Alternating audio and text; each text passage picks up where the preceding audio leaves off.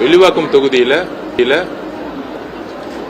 Drugs culture அதிகமாக இருக்குன்னு, அதுக்கப்புறம் டாஸ்மார்க் 11 கடை இருக்கு. நேற்று மாண்புமிகு முதலமைச்சருடைய ஆணைப்படி ஒரு டாஸ்மார்க் கடை வந்து மூடப்பட்டிருச்சு. இன்னும் ஒரு 4 கடை பொதுமக்களுடைய, குறிப்பாக பள்ளிகள் மற்றும் கோயில் பக்கத்தில், விடுதிகள் பக்கத்தில் இருக்கு. இன்னும் அதை ரிவ்யூ மீட்டிங்ல பதிவு பண்ணோம். பெரும்பாலும் 11 கடையில ஒரு 6 கடையை போர்க்கால அடிப்படையில் மூட வேண்டும்னு ரிக்வஸ்ட் கொடுத்திருக்கோம்.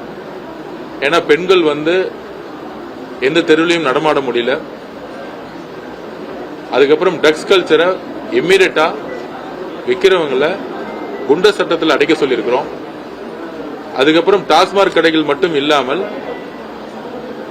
பிளாக்ல நிறைய பார்ஸ் வந்து ஓடிட்டு இருக்காங்க. அதையும் இம்மீடியட்டா இன்னைக்கு நைட்டுக்குள்ள அரெஸ்ட் பண்ண சொல்லியிருக்கிறோம்.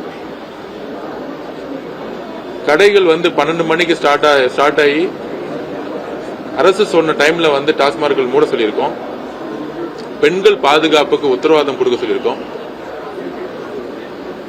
ஒவ்வொரு போலீஸ் ஸ்டேஷன்லையும் எந்த பெண்கள் வந்தாலும் ஸ்டேஷன்ல இருக்கக்கூடிய சிசிடிவி கேமரா ஆன் ஆயிருக்குன்னு சொல்லியிருக்கோம்.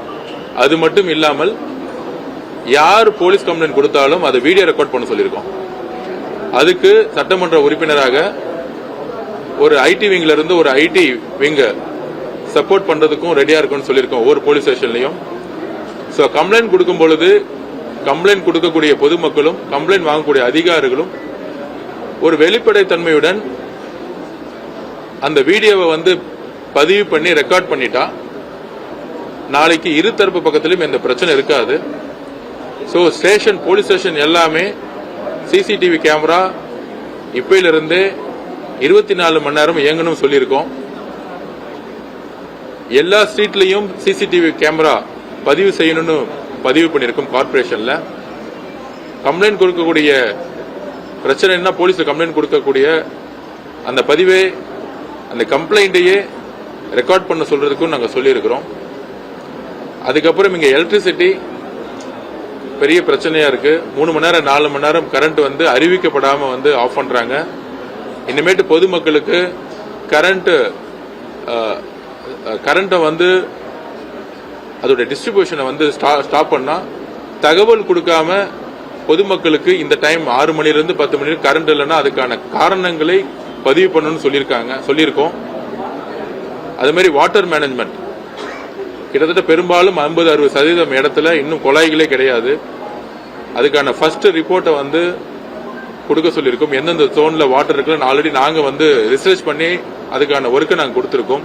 ஒவ்வொரு வார்டிலும் ஒவ்வொரு பூத்திலும் என்ன பிரச்சனைன்னு தேர்தல் காலத்தில் நாங்கள் பிரச்சாரம் பண்ணும்போது மக்கள் சொன்னதை உள்வாங்கி அந்த ரிப்போர்ட்டை வந்து இங்க இருக்கக்கூடிய உயர் அதிகாரிகள் கிட்ட நாங்கள் கொடுத்திருக்கோம்.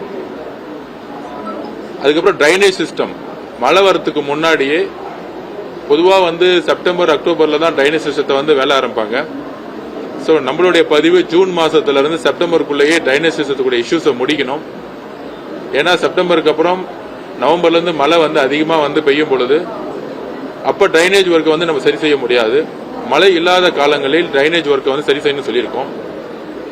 அதுக்கப்புறம் வில்லிவாக்கத்தில் ஹையர் செகண்டரி ஸ்கூல்ஸ் கிடையாது, காலேஜஸ் கிடையாது. ரெவன்யூ டிபார்ட்மெண்ட்ல சொல்லி எங்கெல்லாம் வந்து கவர்மெண்ட் லேண்ட் இருக்கோ அதெல்லாம் மார்க் பண்ணி 10 நாள்ல கொடுக்க சொல்லியிருக்கோம்.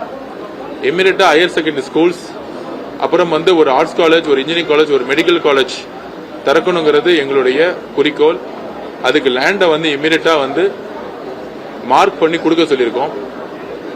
கன்சர்ன் டிபார்ட்மெண்ட் மினிஸ்டர் அப்பாயின்மெண்ட் பண்ண பிறகு இங்க இருக்கக்கூடிய பிரச்சனைகளை அமைச்சர்களிடம் சொல்லியும் துறை உயர் அதிகாரிகளிடம் சொல்லியும் சரி செய்யறதுக்கு எவ்ரி மந்த் ரிவ்யூ மீட்டிங், பிரச்சனைகளை வந்து குறை சொல்றதோட ஒவ்வொரு ஃபைல் எங்க தேங்குதுன்னு சொல்லிட்டு ஒரு டேஷ்போர்ட் சிஸ்டத்தை கிரியேட் பண்ண சொல்லியிருக்கோம்.